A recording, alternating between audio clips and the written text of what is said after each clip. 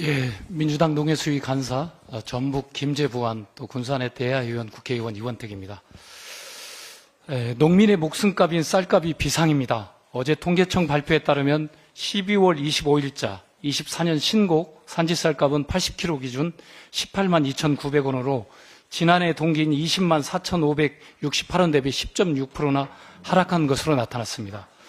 정부가 지난 10월 수확기 대책 발표를 했음에도 불구하고 반등의 기미가 전혀 없기 때문에 남은 11월, 12월을 포함한 수확기 평균 쌀값인 수매가가 20만 원 정도도 안 될 것이 거의 확실시되고 있습니다. 이는 명백한 정부 정책의 실패입니다. 정부 정책이 시장 가격에 전혀 영향을 주지 못하고 있는 것입니다.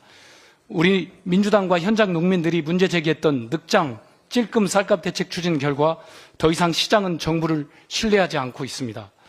작금의 사태는 윤석열 대통령이 작년 4월 양곡관리법 개정안의 거부권을 행사하면서부터 애견된 일입니다.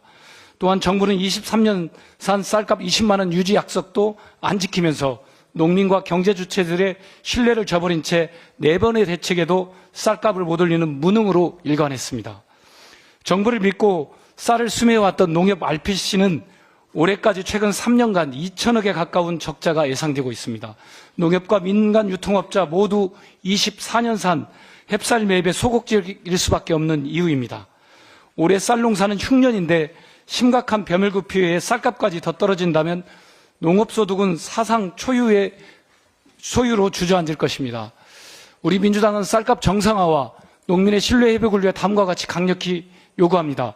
첫째, 농식품부 장관은 쌀값 하락을 막지 못한 정책 실패, 농업 현장의 목소리를 외면하고 실효성 없는 대책으로 일관한 결과에 대해 책임을 져야 됩니다.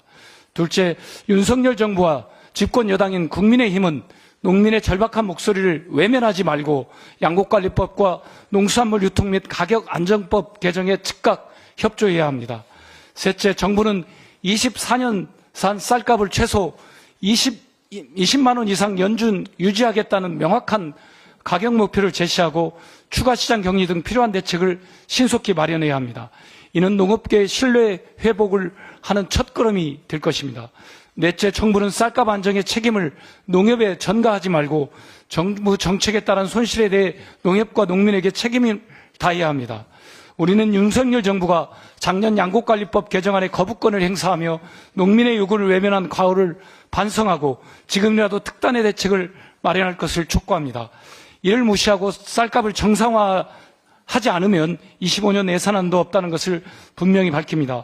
농민과 국민을 위한 실질적 농정 대책을 마련하지 않는다면 정부와 여당은 더 큰 농심의 분노에 직면할 것임을 경고합니다.